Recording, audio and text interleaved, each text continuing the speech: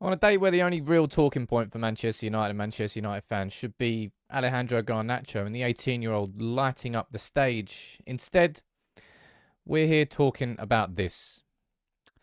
About Cristiano Ronaldo giving, quote unquote, an explosive interview to Piers Morgan. And in this video, I'm going to run through the quotes that have come out, the comments that have come out, and the stories that have come out. This is the front page of that newspaper, and you can see the main quote there. And I'm going to play a little clip from a video that's Piers Morgan's posted on his own Twitter account there. Might go a little bit wider there, so try not to slap me down for copyright. They probably will. This is what Ronaldo said, all right? They're trying to force you out. Yes, not only the coach, but the other 2 or 3 guys there around the club. At the senior executive level. Yes, that I felt betrayed.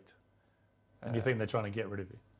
Honestly, I shouldn't say that, I don't know, but listen, I don't care, people should listen the truth. Yes, I feel betrayed, and I felt that some people that don't want me here, not only this year, but last year too. Let me go back to there and the main They're point. trying to force you out. Yes, not only the coach, but the other 2 or 3 guys there. Cristiano Ronaldo is saying that he feels betrayed by Manchester United. Cristiano Ronaldo is saying that he feels like he's been forced out of Manchester United. Cristiano Ronaldo saying that Manchester United were trying to force him out last year. You can let me know what you think about these comments below. Before I'm trying to sort of contain myself, I suppose. This Ronaldo situation, the story that is unfolded all year long. It's been, wow. Are we witnessing the tarnishing of a legacy at Manchester United?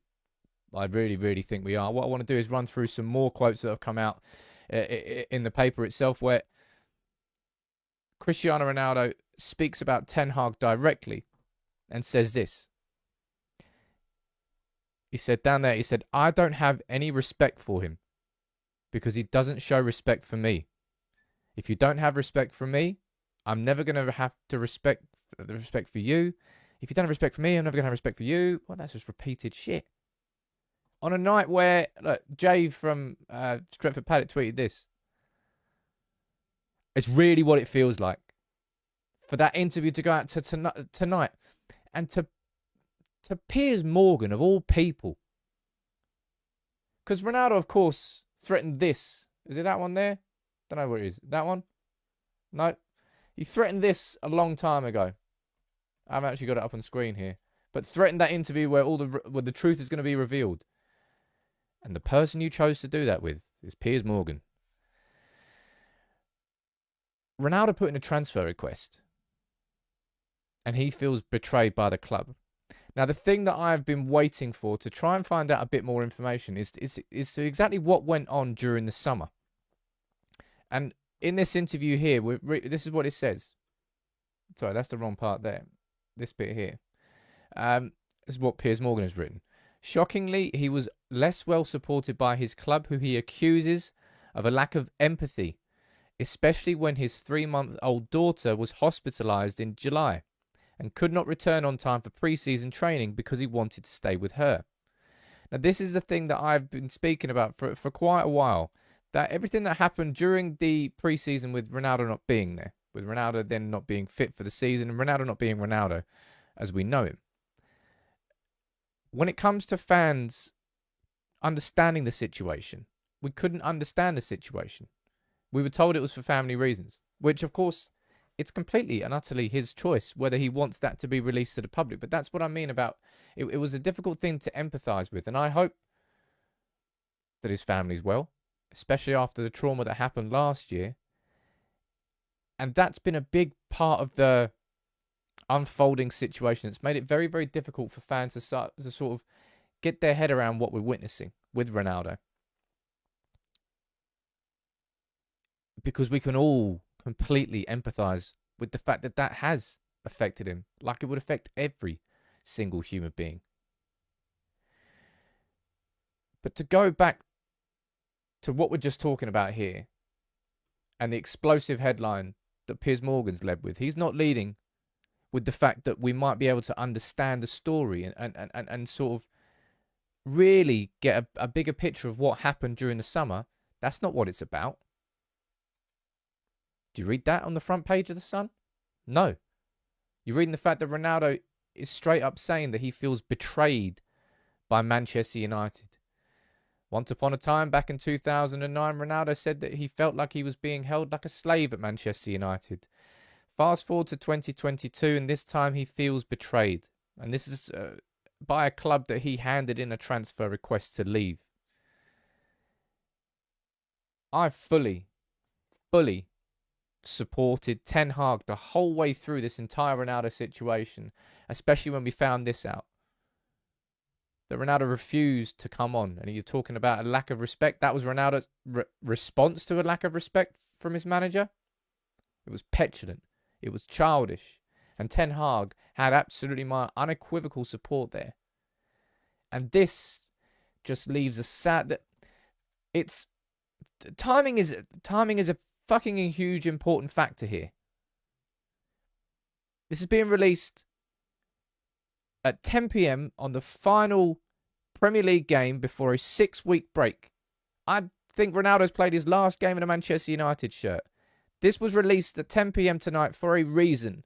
This was released solely with an interview with Piers Morgan for a reason. That's not going to be a two-way interview where we try to dive in and we find the truth from both sides. Absolutely not. Piers Morgan has just blindly refused to accept that Ronaldo's due any criticism whatsoever throughout this whole entire process. And to reiterate and go back to what he said there, let me pull this up again. Let's go back and listen to it again. They're trying to force you out. Yes, not only the coach, but the other 2 or 3 guys there around. So he's, and this has been something that's been said the whole way through, that the Glazers actually were trying to keep Ronaldo at the club, and he's here saying that it wasn't just Ten Hag that was trying to force him out of the club, that it was executives and powers that be above him as well at Manchester United. What else did he say? The club. At the senior executive level. Yes, that I felt betrayed. And you think they're trying to get rid of you? Honestly, I shouldn't say that, I don't know, but listen, I'm staggered, I suppose. And it really cuts to see what we're seeing. And I've been pretty vocal about what my feelings towards this Ronaldo situation the entire way through. And this isn't a case of being proven right and look how good it's not what I'm fucking saying.